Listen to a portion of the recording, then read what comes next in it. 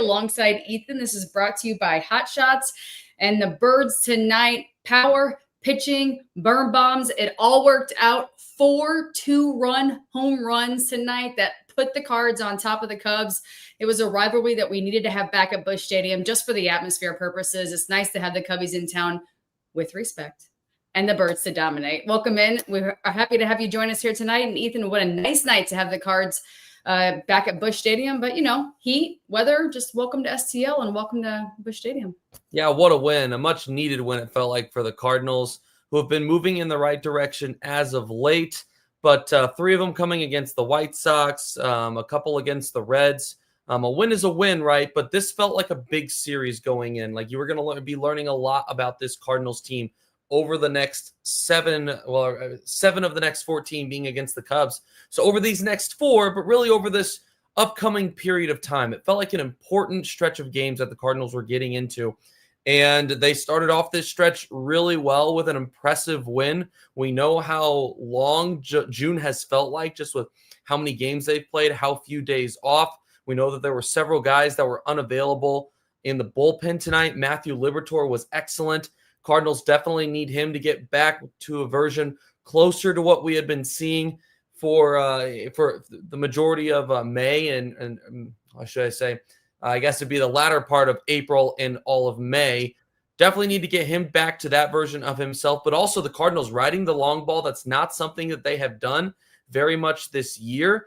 It's refreshing to see them be able to win in different ways. And it was just a couple of days ago that I said that we were going to learn a lot about this team and what potentially the trade deadline could look like based off of 2 things. One, how they fare against the Chicago Cubs, the team that you're chasing right now. Now you're 3.5 back after beating them tonight.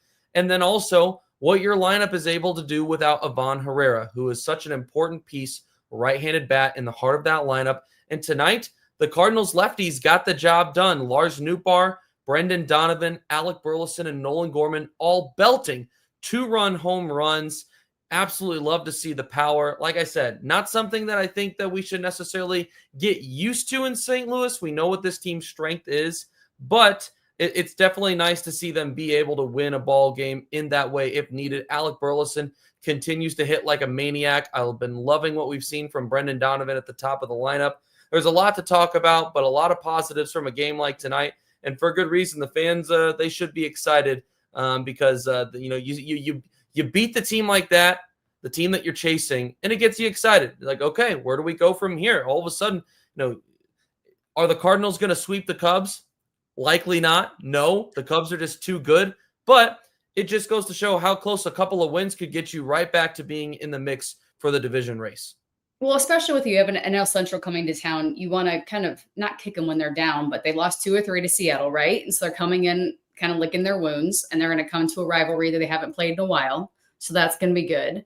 And you have STL Mark contributing to the comments here. Cards bats rebound today after the not so good offense from yesterday. Let's go. Yes, exciting. Love it. The atmosphere is back. But you just gotta hope that they can continue to grow on that, because I heard in the pregame show a lot of the Tucker effect and all these things about the Cubs. And it's like, well, if the Cardinals put things together like they did tonight, it's going to go really well. And we have seen these stretches. So we want this to continue. Like you said, Libby, solid outing, solid performance. And usually at this time of the year, I heard Claves talking about it, the bullpen's a little beat up, right? You're hitting the halfway point, and no matter what you do, certain series, the bullpen is a little more worn out than others. So you have to rely on some other key players. And we saw that tonight as well. O'Reilly has been great, 98, 99 with the Sinks. He's doing really well. Brad Thompson mentioned that during the game. So a lot of positives coming out from the bullpen and people that they've recalled, or position players rather, they've recalled that have really made a difference. So it's good. It's good to see everybody getting their chance, and when they need them, coming through. Yeah, Matthew Liberatore was excellent tonight. This was the best that he has been in the past month. Not even close. This is by far the best he's looked in, arguably the best team that they have faced in that stretch of his last 4 starts as well. So super encouraging stuff from him. Liberatore ends up going 7 innings, 6 runs, 2 earned runs allowed, a walk, and 5 strikeouts. Velo was back up in the low or the high 90s, 96-ish. starting this one out, and stayed there for the majority of this one. Dropped off there in the last inning of work down into the mid-92 range. But overall, Matthew Liberatore was able to lean on his defense tonight. Had some hard contact that he gave up. I think 10 of the balls put in play were hard contact. 11 of them were not. So that's probably a little bit higher a percentage than you'd prefer if you're Liberatore. But overall, you have a defense like that for a reason behind you, and they most definitely did their part. Biggest moment of the game came, I thought, that would have been the 5th inning when the Cardinals were leading at that point 2-1. The bases were loaded, and you were in a tough situation with only one out, and Matthew Liberatore is able to force the 5-4-3 double play. Yeah, on top of the 5th, ridiculous. Yeah, against that was against Ian Happ, a guy that's been a Cardinal killer in the past. So it felt like that was the moment, right, where it's like, okay, let's propel from here. And the offense most definitely was able to. You saw that 4-run bottom of the 5th where Donovan and Burleson both hit the 2-run jacks. And all of a sudden, the game goes from being one pitch from being all momentum on Chicago's side and them having the lead to completely flipping. And now the Cardinals are able to add on. That was a huge moment in the game. Matthew Liberatore, very good. And I think the most encouraging thing, too, and it has been a pattern in the last 4 starts, the velo has dipped deeper into outings. That was not an issue earlier in the year. He was still riding the 94, 95, 96 on the fastball later in outings as well. Hasn't been the case as of late, but he's still showing and proving that he can be effective, even though the velo on that fastball isn't quite there. He threw the fastball 22 times tonight. Pretty much everything else was within a 3-pitch difference of itself. And this is a guy that has 6 pitches. So for him to be able to lean on all 6 of those pitches tonight like he did, that's really impressive. So good stuff from Matthew Liberatore tonight, learning how to be able to retire guys in different ways, how to pitch, use different pitches and not solely rely on one or on 3 or 4 even. Using his entire repertoire has been something I think he's really grown in this year. Good stuff tonight from Matthew Liberatore, and if he can get back to being not even what he was in May, because that was almost unhuman how well he was pitching. But right. If he can get to a version, right, where you're looking at him and you're saying, yeah, he is consistently looking like a number 2, a number 3 in this rotation, you feel a lot better about this Cardinal starting rotation as you start to get into this summer heat. Yeah, 100%. And like I just kind of touched on, depth always matters, right? The bullpen getting tore up a little bit. So having some key players, like I mentioned earlier, and Chewy said, oh, well, no one's talked about O'Reilly. I did. He's been phenomenal. He has an amazing stuff. Like I said, 98, 99, Brad talked about it. His sinks is working really well. He's had 5 to 6 innings, I think it was, they were discussing. I know it's new, but it's still a really good situation to have options, because before we weren't looking at options, right? And we were really struggling with what we were going to do with arms collectively. And I think it's good to see. And talking in pregame show with Claves, the TBD for determining pitchers kind of got under his skin a little bit, because he's like, it's not like you don't know what these guys are doing, right? It's not like you're calling up some pitcher from somewhere else and they haven't seen tape or video or anything else. It's like, what is the TBD factor? You know who you're going against. You know what the situation is. You know what both teams' situation is. They have a lot of tape to watch, a lot of film to watch, whatever. But that kind of resonated a little bit, because everyone's always like, we're not sure.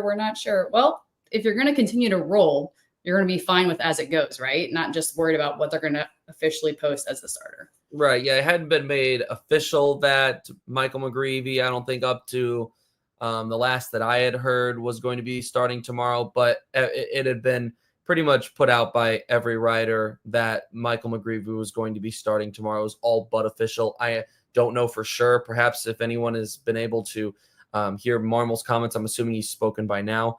If he has made it official, I'm assuming he probably will in post game. But I think that I want to bring up Taylor's comment here, talking about Brendan Schaefer making a good point earlier about the efficiency, the planning of being able to move guys up and down the past 2 weeks during this stretch where the Cardinals are playing a lot of games. We saw them use Gordon Graceffo for several innings this weekend. We've seen them do that. We saw Roddery Munoz throw tonight.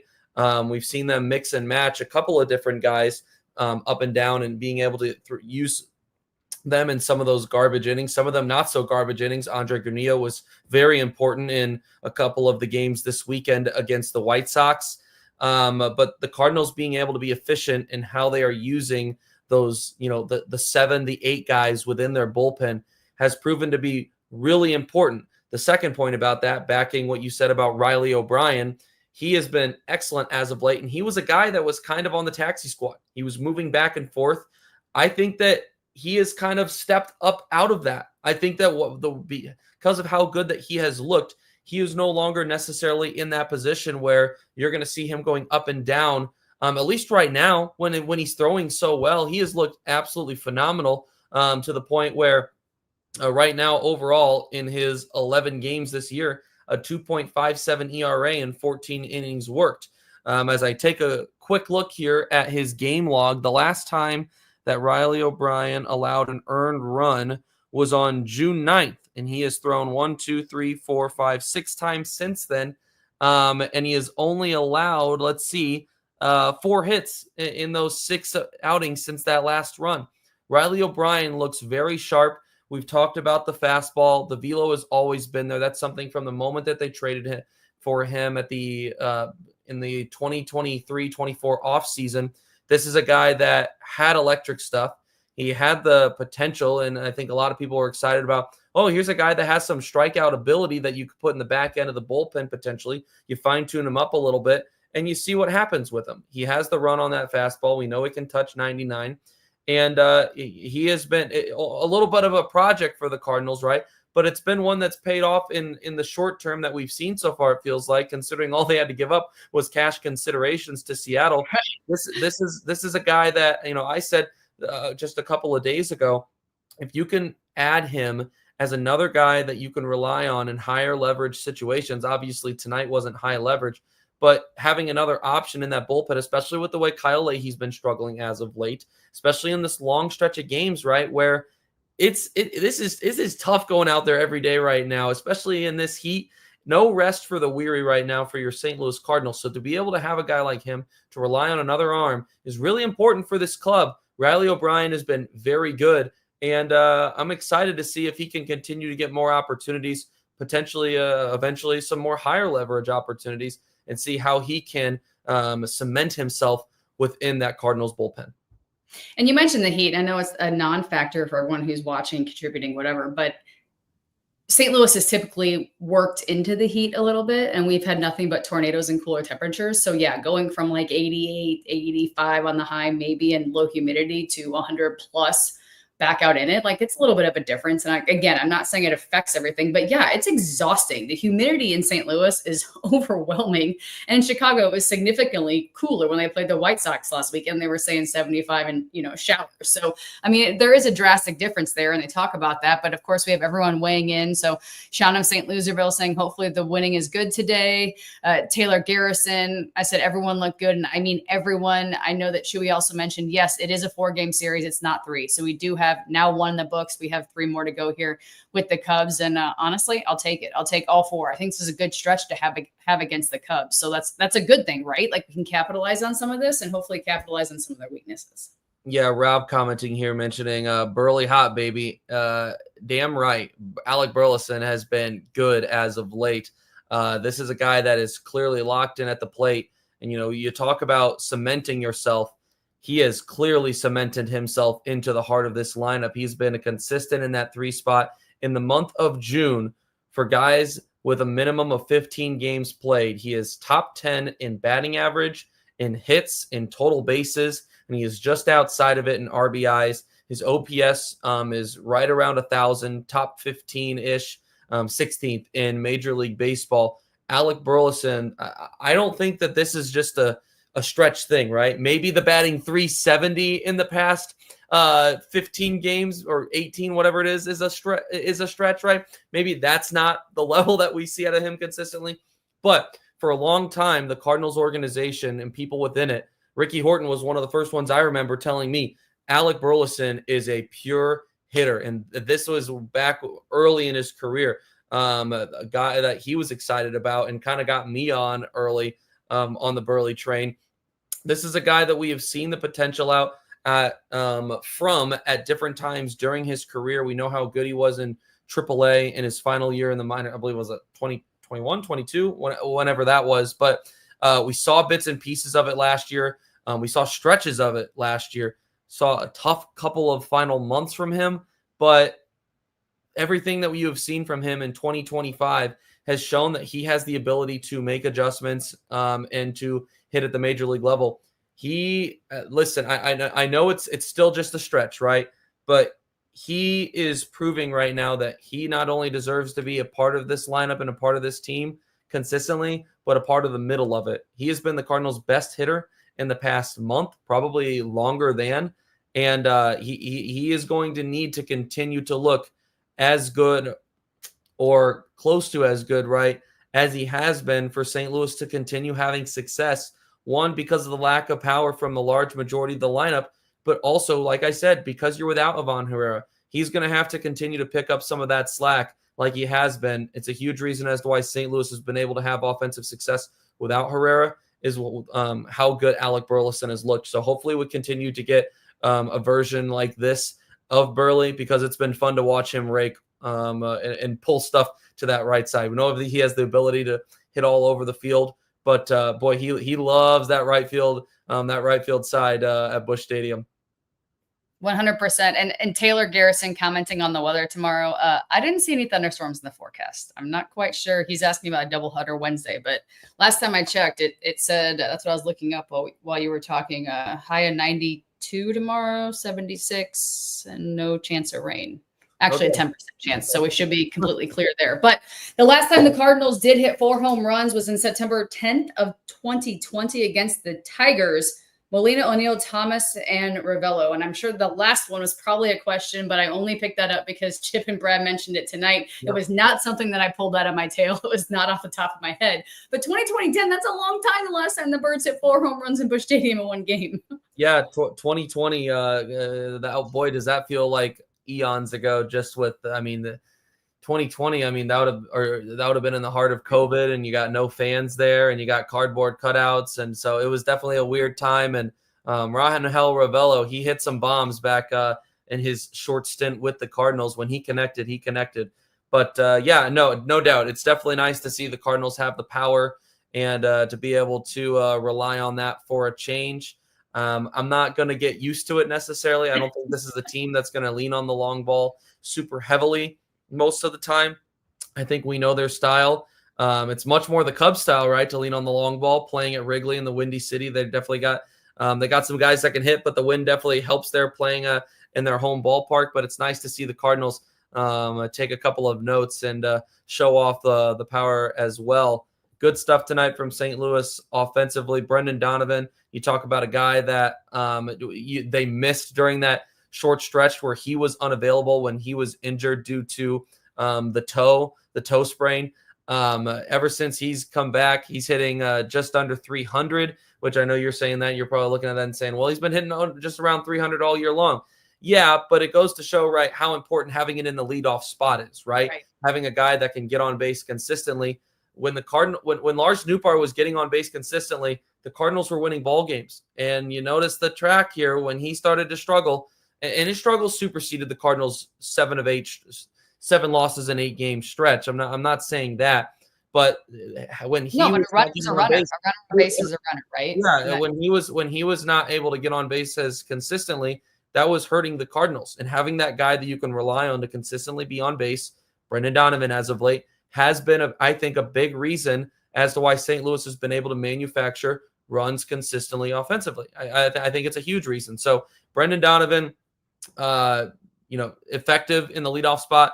Cardinals are 5-2 ever since he came back from being banged up a little bit. I think that that's much more than a coincidence. So let's hope that Donnie continues to perform as well. And Lars Nootbaar looking much better here as of late since he had those couple of days off as well. I think that's very important to mention too. I don't know what he did in his last couple of at-bats, but when I tweeted it, he was 6 for his last 17 with a couple of home runs. Lars Nootbaar looks way more comfortable at the plate. Looks like he's seeing the ball much better, hitting it hard, several high exit velocities. several over triple digits. I believe he's had 4 of those 6 hits were over triple digits in exit velo. So he's not just finding ways to get on base. He's hitting the ball hard, which is an encouraging sign. Let's hope that, his ability to get on base in multiple ways, that continues to return. And then this is a guy that, even if you don't go back to him eventually at the top of the lineup, I think they probably will if he returns to original form. But even if they don't, you still have another guy in your lineup, and it lengthens it out. We saw him in the 5 spot. We've seen him in the 7 spot. Having him down there and hitting the way he has, looking the way he has here these last several games, in the same way, it stretches out that lineup, something that the Cardinals most definitely will take. Well, you mentioned the ball getting off of the barrel, and we'll talk about a Cardinals player that's doing that here in just 1 second. But once again, this post-game show is brought to you by Hot Shots. St. Louis is home for all games since 1990. Find yours at hotshotsnet.com. And also by DraftKings, because the crown is yours. Baseball season is halfway through the mark, and it's time to step up to the plate. Make your pick 6. Think DraftKings as your fastball right down the middle. It's the easiest way to play for cash and take your shot with the big win. Cash in your baseball knowledge. New players get $50 in pick 6 credits instantly on just a $5 entry. Gambling problem? Call 1-800-GAMBLER. Help is available for problem gambling. Call 888-789-7777 or visit ccpg.org in Connecticut. Must be 18 and over. Age and eligibility restrictions vary by jurisdiction. Pick 6 not available everywhere, including New York and Ontario. Void where prohibited. 1 per new customer. Bonus awarded as non-withdrawable Pick 6 credits that expire in 14 days. Limited time offer. See terms at pick6.draftkings.com/promos. So I mentioned a Cardinal player really hitting the ball off the barrel very well. 2 doubles tonight. Willson Contreras being effective, making great contact, and really putting the ball in play at key points. Really almost just shy of the 5th home run off the wall out there, but it's good to see him make that connection. Yeah, Willson had been a little bit quiet in previous outings. I think I heard on the radio broadcast tonight 3 of his last 27 prior to tonight. So good to see him going. We know how important he is to the heart of that lineup, especially as one of the few right-handed bats that can hit for power. So it's good to see him going. I'm sure he's always a guy that he just plays with a certain level of tenacity and energy. He's a guy that just is constantly fired up, but I'm sure that's even more elevated when he has the former team coming into town. They're chasing them. Even when there's not bad blood, there's bad blood against the Cubs. It's always good, fun competition, and everyone can love each other. But once you step between the lines and once the first pitch is underway, there's just an intensity that we see, and you feel it. You feel it in the crowd. You feel it, I'm sure, on the ballpark. You feel it in the press box.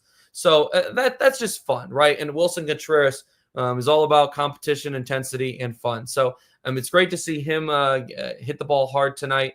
Like you said, a couple of doubles. There was a comment earlier that we threw up, and maybe it was Taylor that said, everyone looked good tonight.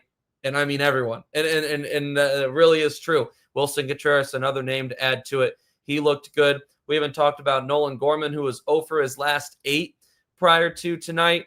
A guy that has been moving in the right direction on the road trip. He was the Cardinals' best hitter on the previous road trip, in my opinion. So good to see him hit one out tonight. Once again, another reminder that, when you have a guy like him in there, your ability to be able to hit the long ball to hit for power does go up, especially when he's taking at-bats like he has as of late. Even in that 0 for 8 stretch, I think that his at-bats just look much better. He looks more comfortable. Even when he's striking out, it feels like his understanding of the strike zone looks worlds better than it has for the past year and a half. So I think that that's a super encouraging sign for Nolan Gorman. And you see guys right now taking advantage of Ivan Herrera being out. Obviously, you hate it. You hate that one of your. You don't want to see that, but Never. But it's encouraging to see guys taking advantage of the opportunity, right? I mean, when Ivan Herrera was in there, the Cardinals were having to balance time between him, Burleson, Donovan. Well, hold on. Him, Burleson, Gorman, and who would have been the last one? I guess Walker. Walker was the last one. Sorry. You were having to find time between those 4 guys, and there was really only 2 available spots. Walker's only going to play in right field. Burleson is going to play right field or first base or DH. Herrera is going to DH the large majority of the time and catch, once or twice a week, probably more like once a week. And who was the last one that I mentioned? I'm forgetting. And then Gorman is going to play. He's going to DH or play second base for you. You hear a lot of things there. You hear a lot of DH and you hear a lot of right field, right? I mean, it's not like these are guys that are going to be consistently playing on the left side of the diamond for you, except for Gorman on the rarest of occasions, giving Arenado a day off at third. It's a lot of similarities defensively, and it creates logjam as far as trying to find all of the spots for all of them to play. So that was challenging enough it's challenging enough with one player, having to find time for the extra guy. But when there's two extra guys, it becomes that much more difficult. So it becomes a little bit more realistic with Herrera dealing with the injury right now for Ali Marmol to find time for those three guys to consistently getting playing time. I think he's doing a really good job of that right now. I think he's done a pretty solid job of that throughout the large majority of the year personally. But right now, it's a lot easier to play Nolan Gorman when he's seeing the ball much better. He's swinging well. And Brandon here commenting, I think this is interesting, saying Burley and Gorman should get the runway right now. And I'm assuming meaning that, that I don't know if that's excluding Walker. Brandon, if you're specifically meaning that Walker shouldn't be getting the playing time, get the right away. Why? Right. And I don't agree with that, because I think that Jordan Walker still needs to be in there a good chunk of the time. He's your best option defensively in right field. He's also a guy that has shown, I think, some decent potential at times this season. I know he's cooled off as of late. But Jordan Walker is just, it's a guy that you feel like you just have to find a way to get right? I mean, there's way too few right-handed bats in this lineup. You have plenty of options as far as lefty goes, but what do you do when you have a lefty out there that you have to? No, Jordan Walker has to be out there. So I think that Jordan Walker should be starting at least right now every other game, at least, and then you find a way to try and make it work. Give him a chance for at bats, and then if it continues to go downhill, yep, you find a way to make it work. Burley, it's tough though, because Burley has to be in there every day right now, regardless of if it's a righty or a lefty up there. And Gorman's taking good at bats too. So I think I'm still in large part platooning right now when Gorman, with Gorman when a lefty is out there. Walker should be out there every single time that a lefty's out there. Samuel commenting, lefties can hit lefties. I've seen it happen. Yes, I do believe you, but when you're, and I do agree that can happen, but when you're trying to find playing time for everyone, sometimes you have to sacrifice some of those things, and platooning becomes a really a clear way to be able to do that. It's not one simple formula. It's not one simple, this is how it's done, but this is just kind of the way it is. You have to find. And I hate saying this, but it's a good problem to have, right, Ethan? I hate to cut. Absolutely. I mean, we're saying this why? I mean, we struggled so much at the beginning of the season, but this is a good problem to be in a situation, because a lot of teams don't have this option. We have the minor leagues that are really starting to produce. They talked today about, they had pitcher of the week, and this season Springfield did amazing and all these things. So we've got good options, and it's a good thing to have backup, because that's what the Cardinals organization has been known for. And for a while we didn't have that, right? The young team, we're redeveloping, reframing, redoing everything. So having these where to play who options and possibilities is a good problem to have. It's really bad when you don't have anything and you're just SOL. King's Echo commenting here saying Jordan Walker has to learn to hit the ball or be gone. I'm tired of waiting for him to do something. And then later saying, I think we are wasting our time with Jordan Walker. King's Echo, I appreciate you being here, but there's a reason that you are not the manager. Because I mean, people were saying that for a good chunk of the first couple of months with Nolan Gorman, and now look what he's doing. He's been looking much better at the plate. I mean, people probably were saying that at times with Alec Burleson in his first couple of years. I mean, part of working with young players is dealing with the bumps, working with the bumps. And I know that you may want to say that that Jordan Walker isn't young anymore because he's had some time at the major league level. That's not true. Jordan Walker is 23 years old. 23, right, guys. I mean, he has improved significantly defensively, meaning that there is reason outside of just his bat to play him right now. I understand the frustration. I get the impatience, right? It is the fans' job, right? But part of it is riding these kinds of stretches out. So we have to remain patient with these young guys and give them the time, because the worst thing that can happen, right, is that you move on too early and then you're watching a guy do what you thought he was going to do for you in another uniform. That cannot happen for the Cardinals. Right. And not that I'm comparing Cardinals to Cubs, because they're they are in similar situations, but not right. They're exciting. They're young. There's a couple of veterans that they're accepting of that role to be a leader. They do have a lot of young players that are developing, but they're really taking that role on. And we heard the pregame show from the Cubs GM. He was like, we're not a strikeout rotation. We have a lot of young players, but the veterans have taken on that role. And I feel like with the Cardinals, a handful of those guys, probably less than the Cubs, but they're really developing, and that's good to see. That are, like you said, Walker is 23. Yeah, I mean, it's a healthy. He hasn't been through everything like everybody else. It's a healthy balance, this and let's see, Sean of St. Louisville said, to be fair, this organization has put so much pressure on Walker. Didn't he say he had similarities to Pujols? I don't know. I can't recall if they compared him to Pujols. I'm sure someone did at some point, but I do agree that this organization has put a lot of pressure on Jordan Walker, and the handling of him, you could argue, has not been very good up to this point in his career, especially in his first 2 years. So, and maybe even prior to that to a certain extent. So, I do agree that he has been put in a tough situation. I don't know if I would necessarily say it's still a tough situation. I think that the handling of him has been better this year. But I think all these things are things we need to consider when we are remembering when we are thinking of what our patience meter is with a guy like Jordan Walker. I still think there's a great amount of potential for Jordan Walker and him to be able to contribute to this lineup. And like I said, guys, count them up. How many lefties do you have where you're like, yeah, they look good? There's not a lot of righties, though. And there's especially not a lot of young righties, right? I mean, it's Ivan Herrera, Mason Wynn, and Jordan Walker. That's it right now. So Jordan Walker, you have to give him the time to keep working on it.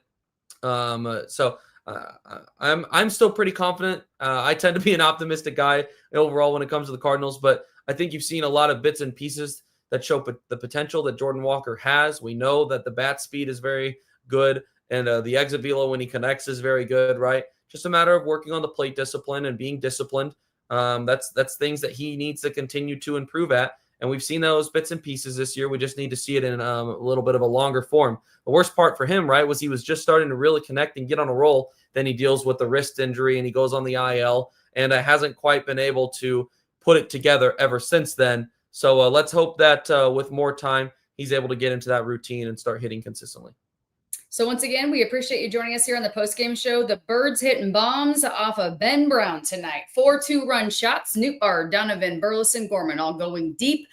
Final thoughts. A lot of people comments tonight. Very happy, as they should be tonight against the Cubbies, because, the Cubbies Cards rivalry on the schedule. It's finally good to see it back in St. Louis. And once again, we've got 3 more games. It's not a 3-game series. It's 4. So we have a lot of opportunities here to capitalize on the current NL Central leaders. Yeah, it's refreshing to see the Cubs and Cardinals finally play here. It feels like it's just been too long. It's been too long, and it's always fun. Even last year when the Cardinals were not, 83 and 79, they were in the mix for the playoffs for a good chunk of the year.